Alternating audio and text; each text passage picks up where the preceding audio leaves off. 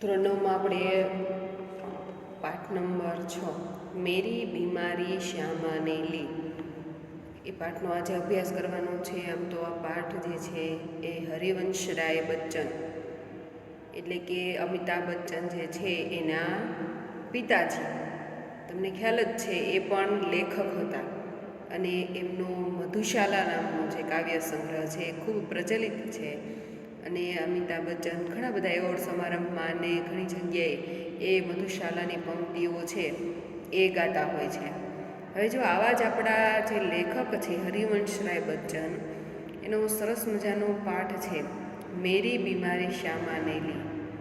આ પાઠની અંદર ખરેખર તો આપણે જોવાનું છે કે પતિ અને પત્નીનો સંબંધ કેવો હોય છે.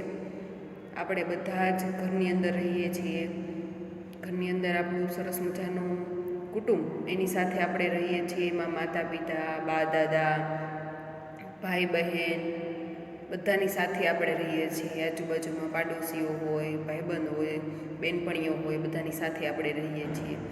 તો ખરેખર સુખમાં તો બધાય સાથ આપે, પરંતુ જે દુઃખમાં સાથ આપે એ જ સાચા સંબંધો કહેવાય. એટલે અહીંયા જુઓ, ઘણા બધા કુટુંબ એવા હોય કે જેની અંદર અત્યારે તો કોરોના છે, એની સિવાય પણ ઘણી બધી એવી બીમારીઓ છે કે જે ક્યારેક ને ક્યારેક આપણા ઘરની અંદર આવેલી જ હોય. તો તમે ઘરની અંદર જુઓ, પપ્પાને અથવા મમ્મીને જ્યારે પણ આવી કંઈક બીમારી થાય, મમ્મીને થઈ હોય તો પપ્પા પણ સાથ આપે, સમયસર દવા લેવાનું કહે, ફ્રૂટ લાવવાનું તે એ લઈ આવી દે. બાકી કંઈ મદદની જરૂર હોય તો મમ્મીને કરવાના કામોમાં પણ જ્યારે મમ્મીને તબિયત સારી ન હોય તો પપ્પા મદદ કરાવે, અથવા પપ્પાની તબિયત સારી ન હોય તો મમ્મી છે એ વ્યવસ્થિત બધું ધ્યાન રાખે, દવા સમયસર લેવાનું, બધી જ રીતે. પરંતુ આ પાઠની અંદર આપણે જોવાનું છે કે હરિવંશરાય બચ્ચને જે આ લખી છે આત્મકથા એમની જે છે, એમાંથી આપણો પાઠ લેવામાં આવેલો છે. તો એ આત્મકથાની અંદર ખરેખર હરિવંશરાય બચ્ચન એવું લખે છે કે આ પાઠની અંદર જેની વાત કરવામાં આવી છે એ નાયક, એને એવી અસાધ્ય ક્ષય, ટીબી એની બીમારી થાય છે. અને ખરેખર એ સમયની અંદર, હમણાં વાત કરું છું કયા સમયની વાત લેખકે કરેલી છે અહીંયા, તો એ સમયની અંદર એ રોગ છે અસાધ્ય કહેવાતો, એટલે કે મટે જ નહીં એવો રોગ. અને જો એને મટાડવો હોય તો એની દવાઓ પણ ખૂબ જ મોંઘી હતી, એટલે વધારે પૈસાની જરૂર પડે એની અંદર. પરંતુ ખરેખર લેખક જે છે એ લખે છે કે આ જે નાયક છે પાઠની અંદર જેની વાત કરવામાં આવી છે, એને તાવ એટલો બધો આવે છે, બીમારી એટલી બધી હોય છે, અને એની દવા માટે થઈ જે પૈસાની જરૂર છે, ડૉક્ટર પાસે જાય છે, BK મુખર્જી નામના ડૉક્ટર છે એની પાસે જાય છે, ત્યારે ડૉક્ટર પણ એમ જ કહે છે કે આટલા પૈસાની જરૂર પડશે તારે બીમારીમાંથી સાજા થવું હોય તો. ત્યારે એની પત્ની છે કેવી રીતનો એનો સાથ આપે છે. ત્યાર પછી આ પાઠની અંદર આપણે એ પણ ભણવાનું છે કે ઉપચાર પદ્ધતિ છે એ બે પ્રકારની છે, એક એલોપેથી છે અને એક કુદરતી છે, પ્રાકૃતિક, જે આપણે દેશી દવાઓ કહીએ છીએ તે. એલોપેથી એટલે આપણે ડૉક્ટર પાસે જઈએ ને જે દવાઓ લઈએ, એટલે ટૂંકમાં એને કઈ પદ્ધતિ કહેવાય? વિલાયતી. ટીકડીઓ ખાઈએ ને એ બધી પદ્ધતિ કઈ કહેવાય? વિલાયતી પદ્ધતિ.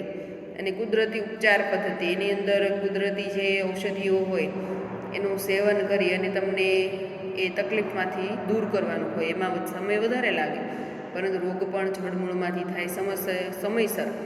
જે તમને ટાઈમ ટેબલ બનાવી દીધું હોય આ કુદરતી ઉપચાર પદ્ધતિમાંથી, એ સમય પ્રમાણે તમારે બધા નિયમો છે એ પાળવા પડે. તો એ બધી વાત છે આપણે આ પાઠની અંદર ભણવાની છે. હવે જોઈએ કે ખરેખર આ પાઠ જે છે એ શેમાંથી લેવામાં આવેલો છે. હરિવંશરાય બચ્ચન, એમનો જન્મ ક્યાં થયો હતો, ત્યાર પછી હરિવંશરાય બચ્ચને કઈ કઈ જે એમની કૃતિઓ છે એની રચના કરી છે, એ બધાનો આપણે પરિચય મેળવીએ. हरिवंशराय बच्चन, उनका जन्म 1907 में जन्म थयो, तेनुं मृत्यु है 2003 अंदर थयुं हतुं. हिंदी साहित्य में हरिवंश राय बच्चन का नाम उनकी एकमात्र कृति से ही लिया जाता है। એટલે ઘણા બધા લેખકો કવિઓ હોય પણ અમુક એની એવી કૃતિ હોય કે જે ખૂબ જ પ્રચલિત થઈ હોય, એના લીધે એ લેખક અથવા કવિ ઓળખાતા હોય। એમણે ઘણી હાલાકી વિપુલ માત્રામાં સાહિત્ય સર્જન કે ઘણું બધું સાહિત્ય સર્જન છે હરિવંશ રાય બચ્ચને કરેલું છે। ત્યાર પછી કહે છે કે छायावादोत्तर काल के कवियों में बच्चन एक विशिष्ट सर्जक रहे हैं। इलाहाबाद विश्वविद्यालय के अंग्रेजी के प्राध्यापक के रूप में तत्पश्चात दिल्ली में सरकारी सेवा, आकाशवाणी और 2 अन्य स्थलों पर आपने सेवाएं दी। भारत के एक विशिष्ट कवि के रूप में राष्ट्रपति जी ने उन्हें राज्यसभा का सदस्य मनोनीत किया था। प्रारंभिक नौकरी पायोनियर प्रेस में की थी। હવે જો मधुशाला नाम સાંભળેલું હશે ઘણા બધાએ કે मधुशाला के कवि के रूप में बच्चन जी को इतनी शोहरत मिली कि उनकी मधुशाला का सभा सम्मेलनों कवि गोष्ठी आदि में होता था। लोग बड़ी संख्या में उमड़ते थे। मधुशाला જે એમનો કાવ્ય સંગ્રહ છે એ એની પંક્તિઓ એટલી પ્રચલિત થઈ હતી કે જ્યાં સભા હોય, સમ્મેલનો હોય, કવિઓના સમ્મેલનો ગોઠવાતા હોય, બધી જ જગ્યાએ છે એ મધુશાલાની પંક્તિઓ છે એ ગવાતી હતી। ત્યાર પછી કહે છે कैम्ब्रिज यूनिवर्सिटी से जोहन पेट्स नामक कवि के समग्र वाग्मय पर आपने PhD की है।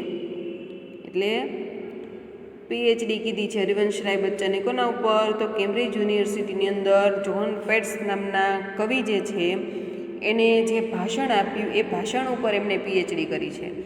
केंद्रीय मंत्रालय दिल्ली में आपने हिंदी विशेषज्ञ के रूप में अप्रतिम कार्य करे। दिल्लीનો जो मंत्रीमंडળ છે એની અંદર બધા વિષયના વિશેષજ્ઞોને રાખવામાં આવે, કારણ કે કોઈ આવે તો ઇંગ્લિશ ભાષામાં બોલતું હોય ટ્રાન્સલેટ કરવા માટે પણ હિન્દી ભાષાની જરૂર પડે, તો એવી રીતના ત્યાં હિન્દી ભાષા માટે પણ તેમણે કાર્ય કરેલું છે।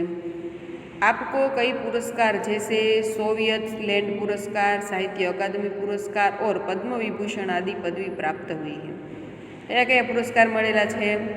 सोवियत लैंड पुरस्कार, साहित्य अकादमी पुरस्कार और पद्म विभूषण। 3 पर कैसे रुकूं में आज लहरों का निमंत्रण और इस पार प्रिय तुम हो मधु है उस पार न जाने क्या होगा जैसी काव्य पंक्तियाँ आज भी लोगों की जबान पर है। एना पछी कहे छे कि मधुशाला, निशा निमंत्रण, सप्तरंगिनी, मिलन यामिनी, आकुल अंतर और एकांत संगीत नामक इनके सुप्रसिद्ध काव्य संग्रह है। तो क्या भूलूं, क्या याद करूं नीड का निर्माण, फिर नीड एटले माळो, बसेरे से दूर और 10 द्वार से सोपान तक शीर्षक में 4 खंडों में लिखी आपकी आत्मकथा है। मेरी बीमारी श्यामा ने ली आत्मकथा अंश है जो क्या भूलूं क्या याद करूं में से लिया गया है। आपन तमने एक मार्क में पूछा याद राखवानुं कि मेरी बीमारी श्यामा ने ली आपणो गद्य पाठ जे छे ए शेमांथी लेवामां आवेलो छे? लेखकनी जे आत्मकथा छे क्या भूलूं क्या याद करूं ए आत्मकथामांथी आ अंश छे ए लेवामां आवेलो छे। बच्चन जी की प्रथम पत्नी का नाम श्यामा था, जो सही अर्थ में एक आदर्श जीवन संगिनी थी। श्यामा की बीमारी उसकी खुद की न होकर बच्चन जी की थी, जो सेवा करते करते ले ली गई थी। बच्चन जी का यह मंतव्य श्यामा की पतिभक्ति, कर्तव्यपरायणता और निष्ठा का प्रतीक है। कि आपणी जे पाठ जे छे खरेखर हरिवंश राय बच्चन जे छे एना पोताना अनुभव परथी ज, એટલે પોતાની આત્મકથા હોય એટલે સ્વાભાવિક કે એના પોતાના અનુભવો જેની અંદર હોય।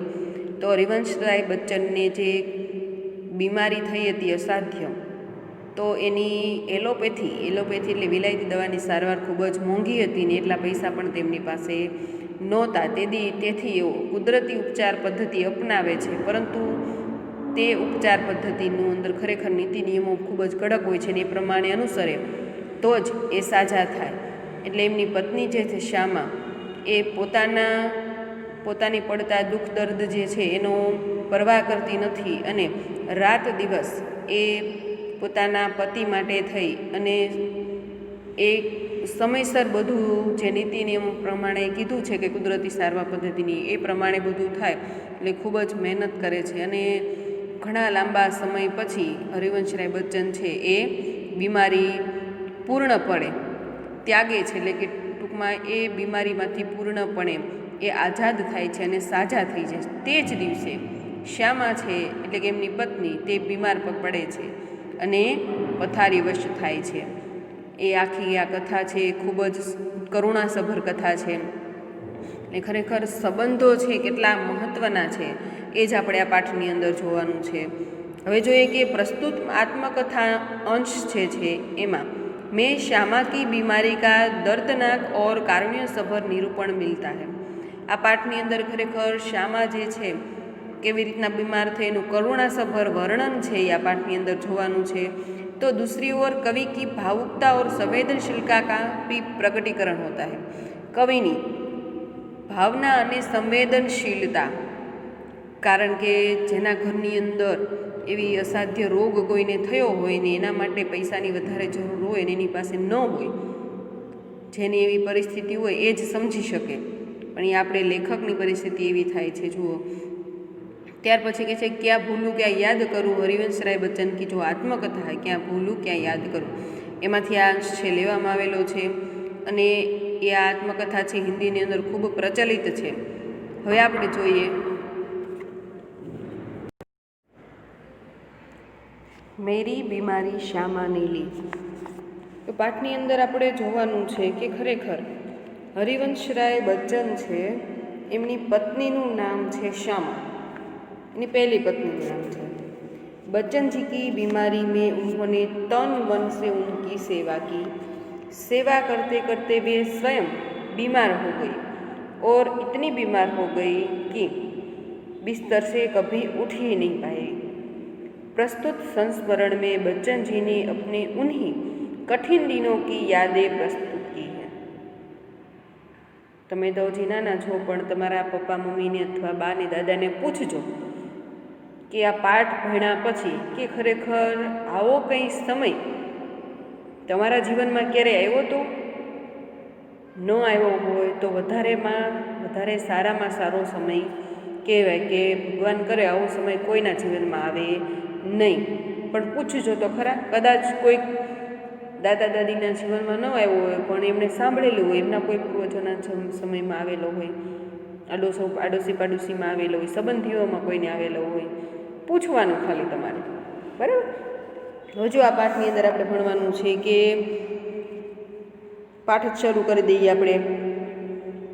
પહેલો પેરેગ્રાફ છે મેં अपनी बीमारी को दुलारने वालों में न था.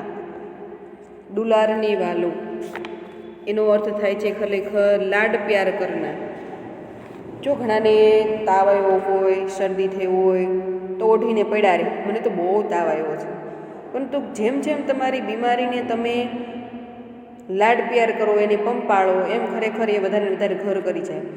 તમને તાવ આવ્યો હોય તો તમે દવા લો એટલે તમને તાવ તરત ફેર પડે, અને ભેગા તમે જો કંઈક કામમાં વળગી જાઓ તો તાવ તમને તમારા શરીરમાંથી ક્યારે જતું રહે તમને ખબર ન પડે. પરંતુ ખરેખર તમે ખૂબ જ તાવ આવ્યો છે, ખાવાનું નથી ભાવતું, આમ નથી થતું, તેમ નથી થતું, એ બધા બહારના કાઢ્યા જ કરો, એને બહુ પંપાળો, તો ખરેખર તાવ છે ઝાઝા દિવસ તમારા શરીરની અંદર ટકે. એવી જ રીતની અત્યારે કોરોનાનું છે. કોરોના કેવા વ્યક્તિઓને થાય છે વધારે કે જેની અંદર રોગ પ્રતિકારક શક્તિ હોતી નથી. રોગ પ્રતિકારક શક્તિ એટલે શું? Positive attitude. તમે મનમાં એમ ધારો કે મને આમ થશે જ, તો ન થવાનું હોય ને તોય થાય, પરંતુ મનમાં વિચારો કે મને કોરોના થશે નહીં, કારણ કે મારો ખોરાક સારો છે, મારી વિચારશક્તિ એટલી તીવ્ર છે, હું નબળો નથી શારીરિક રીતે, બધી રીતે તંદુરસ્ત છું. એ પછી કોઈ પણ હોય, છોકરી હોય, છોકરા હોય, ગમે તે ઉંમરના હોય, તો ખરેખર કોઈ પણ બીમારી આપણને લાગુ પડતી નથી.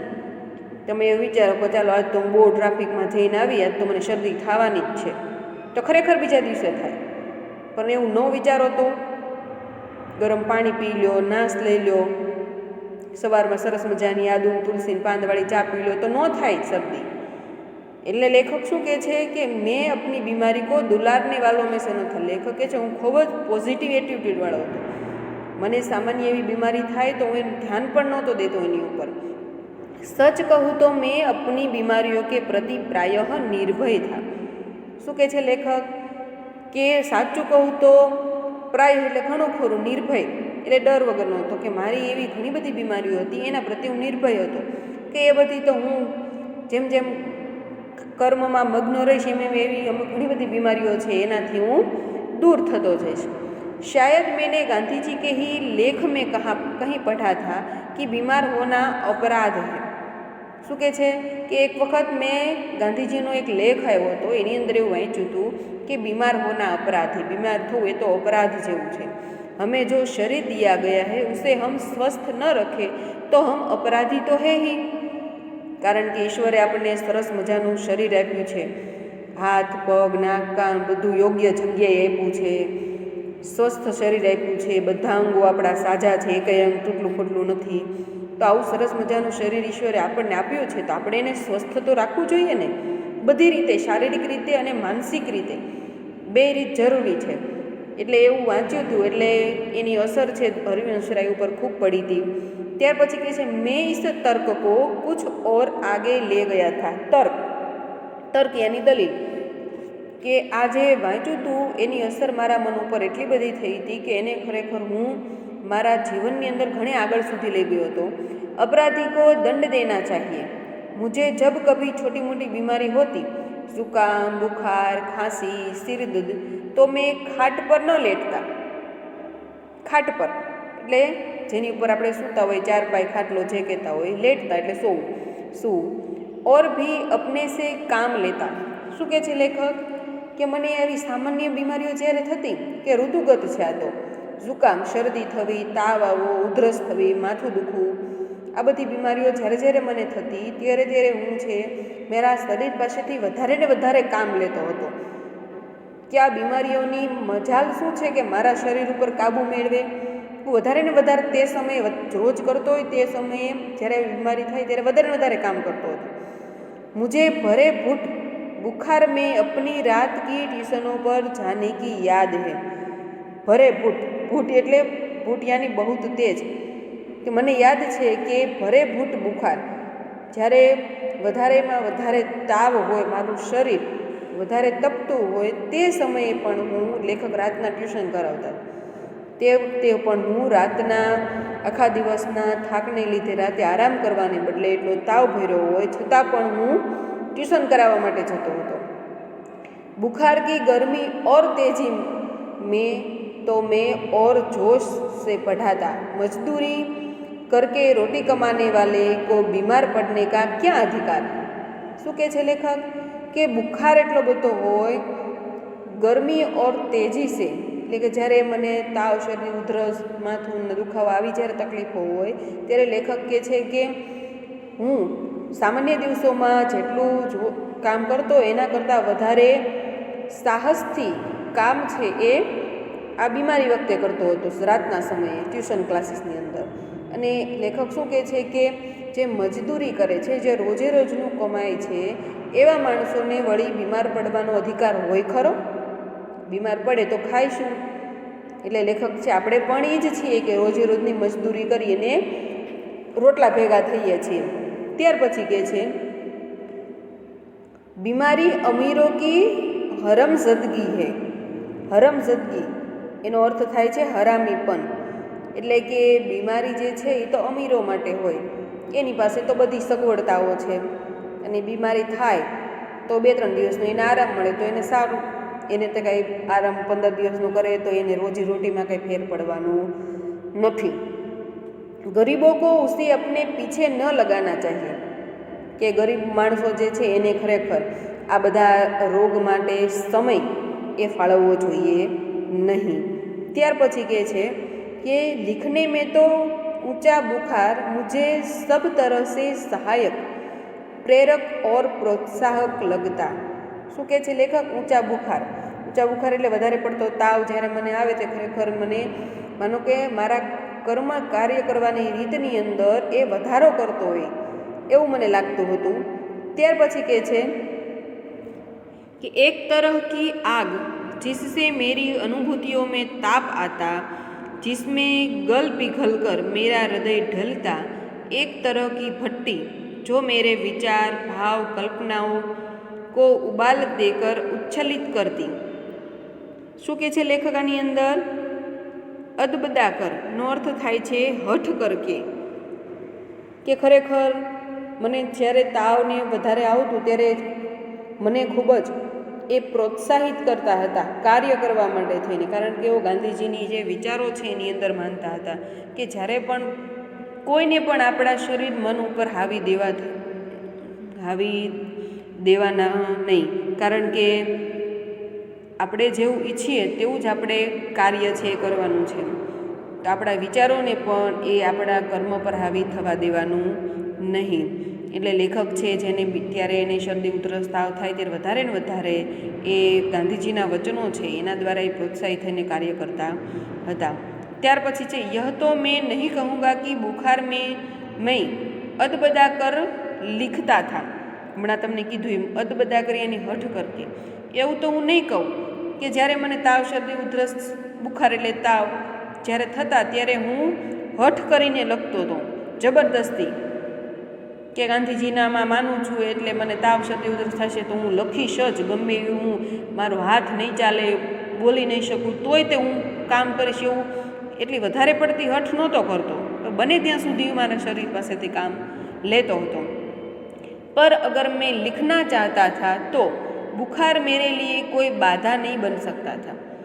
લેખક શું કહે છે કે જો હું લખવા ઈચ્છું તો ખરેખર તાવ જે છે મારા માટે રસ્તાના પથ્થર સમાન બની શકતો નહીં, કારણ કે મારી ઈચ્છા શક્તિ એટલી પ્રબળ હતી.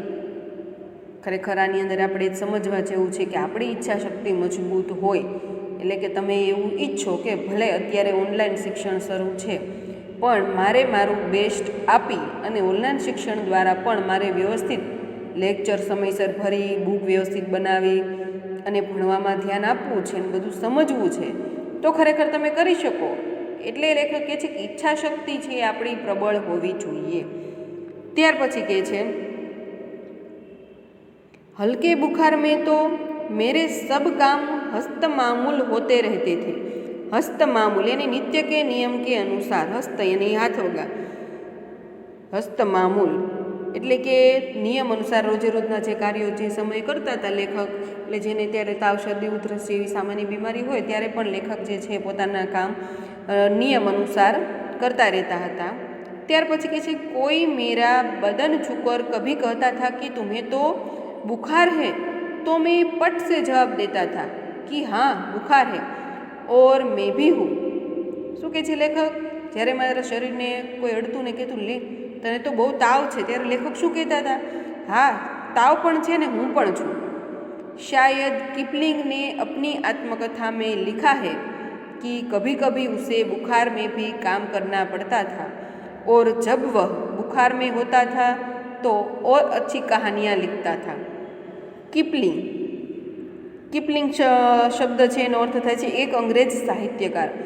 એની લેખકના જીવન ઉપર અસર હશે એટલે કે છે કિપલિંગ જે અંગ્રેજી સાહિત્યકાર છે કે એણે પોતાની આત્મકથાની અંદર લખ્યું છે કે ઘણી વખત મને વધારે તાવ હોય ત્યારે પણ મારે કામ કરવું પડતું અને એ વખતે ધગધગતા તાવ આવેલો હોય, શરીર ગરમ હોય તે વખતે ઘણી વખત હું સારામાં સારી કવિતાઓ છે એ લખતો હતો. એટલે લેખકની જીવન પર આ અસર પણ ખૂબ જ મહત્ત્વની છે. એક માર્કમાં તમને પ્રશ્ન પૂછાય કે કિપલિંગ કી લેખક કે જીવન પર ક્યાં અસર हुई, તો એની અંદર તમે લખી શકો કે લેખક જે છે खरेखर किपलिंग ની आत्मकथा, किपलिंग ने अपनी आत्मकथा में लिखा है कि कभी कभी उसे बुखार में भी काम करना पड़ता था और जब बुखार होता था तो वह अच्छी कहानियाँ लिखते थे. बुखार में कम लिखने की मुझे आदत नहीं है. લેખક શું કહે છે કે જ્યારે મને તાવ હોય ત્યારે હું નિત્યક્રમની અંદર ફેરફાર કરું તેવું થતું નહીં, કે હું ઓછું કામ કરું, મારું સાહિત્ય લખવાનું જે કાર્ય હોય એમાં ઓછું કંઈ કરું એવું પણ થતું નહીં. और जब वह बुखार में होता था तो और अच्छी कहानियाँ लिखता था। बुखार में कम लिखने की मुझे याद नहीं, वह कैसा बन पड़ा इसका निर्णय मैं न ले देना चाहूँगा। प्रसंगवश मुझे याद आ गया है कि अपनी 2 चट्टाने की 2 सबसे बड़ी कविताएं मात्र के सांत्र के नोबल पुरस्कार ठुकरा देने पर और 2 चट्टान अथवा सिसिफस बर्ग्स हनुमान मैंने प्लूरिसी में पड़े पड़े लिखी थी। હવે એક શબ્દ આવ્યો પ્લુરિસી, જો પેન્સિલથી ટીક કરતા જજો। પ્લુરિસી શબ્દનો અર્થ થાય છે ફેફડો મેં પાણી ભર જાના। શું અર્થ થાય છે પ્લુરિસી શબ્દનો? ફેફડો મેં પાણી ભર જાના યાની દાંતों की बीमारी होना। जो शब्दार्थ ने टिप्पणी में तमने आपेलो छे प्लूरिसी की बीमारी यानी दांतों की बीमारी, फेफड़े में पानी भर जाना। हवे एनी अंदर छे, जो फरीवार वाँचो छो कि बुखार में कम लिखने की मुझे याद नहीं, वह कैसा बन पड़ा इसका निर्णय मैं न देना चाहूँगा।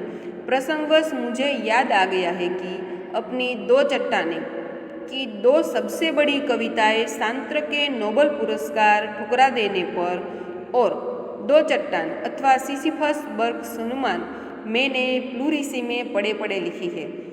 શું લેખક કહે છે કે જ્યારે લેખકને પ્લુરિસી એટલે કે દાંતોની બીમારી, જે ખરેખર ફેફડામાં પાણી ભરાઈ જાય એવી બીમારી લેખકને થઈ હતી, ત્યારે લેખક કહે છે કે બીમારીમાં મેં જ્યારે પથારીવશ થયો હતો થોડોક સમય, ત્યારે પથારીમાં પીડા પીડા મેં પ્રસંગવશ યાદ આ ગયા। લેખક જ્યારે આ આત્મકથા લખે છે ત્યારે લેખક કહે છે યાદ આવી ગયું કે એમને જ્યારે પોતાનો એક સંગ્રહ લખ્યો હતો 2 ચટ્ટાની, એની અંદર 2 પ્રસંગ છે, 2 કવિતાઓ છે। એમાં सांत्र के नोबल पुरस्कार ठुकरा देने पर एक प्रसंग है, बीजू है कि 2 चट्टान अथवा सिसिफस बर्ग्स हनुमान ए जे संग्रह है एने प्लूरिसी એટલે બીમારી જે છે એમાં પેડા પેડા લખી હતી। ત્યાર પછી કે છે બહરહાલ, બહરહાલ यानी हर हालत में।